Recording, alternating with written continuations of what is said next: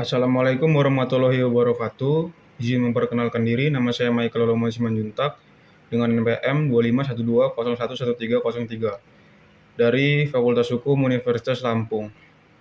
Jadi di sini saya akan menjelaskan tentang materi susunan negara. Jadi susunan negara itu adalah konsep fundamental dalam ilmu kenegaraan yang menjelaskan bagaimana kekuasaan negara itu dibagi, dijalankan, dan diatur dalam suatu sistem pemerintahan. Jadi secara umum, susunan negara itu mencakup bentuk negara, kemudian struktur lembaga-lembaga yang berperan dalam menjalankan kedaulatan rakyat, serta sistem pemerintahannya. Dalam konteks Indonesia, susunan negara itu diatur dalam Undang-Undang Dasar Negara Republik Indonesia tahun 1945.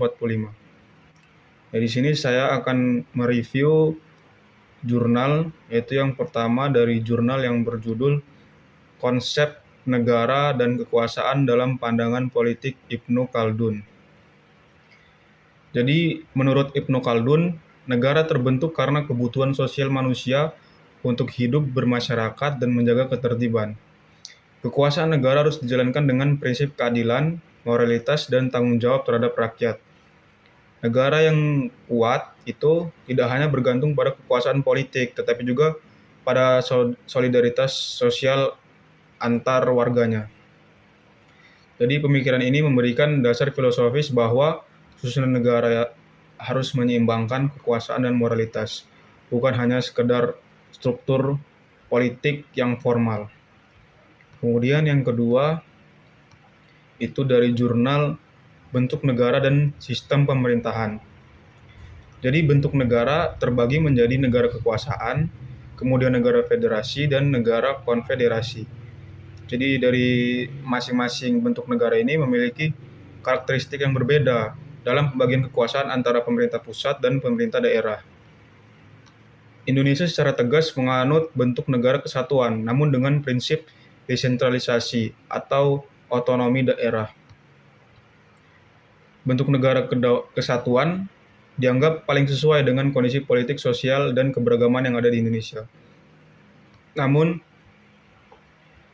perlu penguatan mekanisme koordinasi antara pemerintah pusat dan pemerintah daerah agar prinsip desentralisasi ini tidak melemahkan integrasi atau persatuan nasional.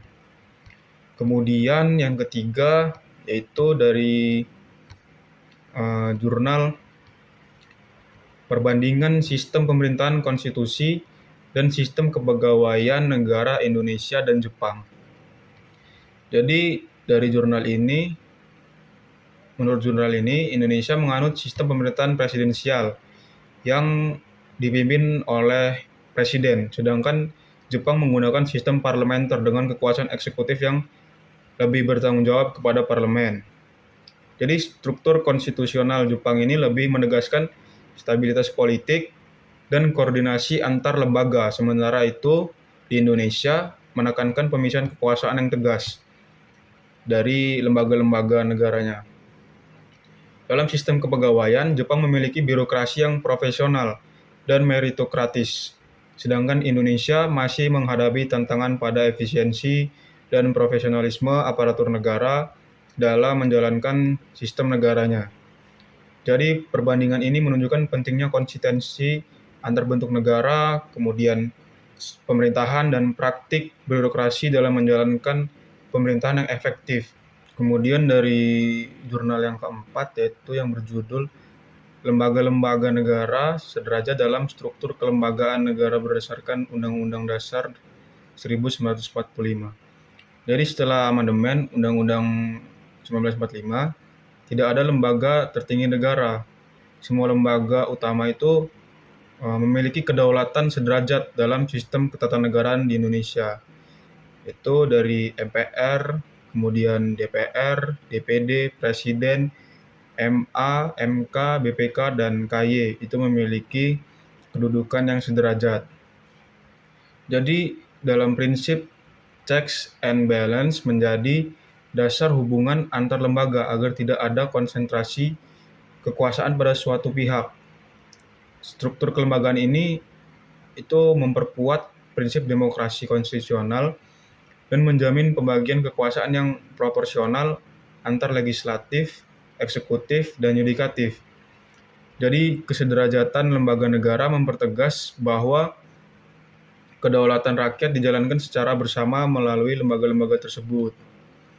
Kemudian yang terakhir atau yang kelima itu ada jurnal yang berjudul Trias Politika dan Implikasinya dalam Struktur Kelembagaan Negara dalam Undang-Undang Dasar 1945 pasca amandemen. Jadi, penerapan teori Trias Politika atau pemisihan kekuasaan antara legislatif, eksekutif, dan yudikatif itu di Indonesia bersifat tidak mutlak, melainkan bersifat pembagian kekuasaan atau distribution of law. Undang-Undang Dasar 1945 pasca amandemen itu memperjelas fungsi dan kewenangan-kewenangan dari setiap lembaga negara.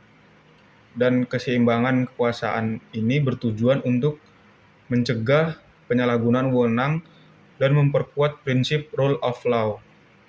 Amandemen juga menegaskan independensi lembaga yudikatif, yaitu Mahkamah Agung dan Mahkamah Konstitusi, serta memperkuat fungsi pengawasan oleh Dewan Perwakilan Rakyat dan Badan Pengawas Keuangan.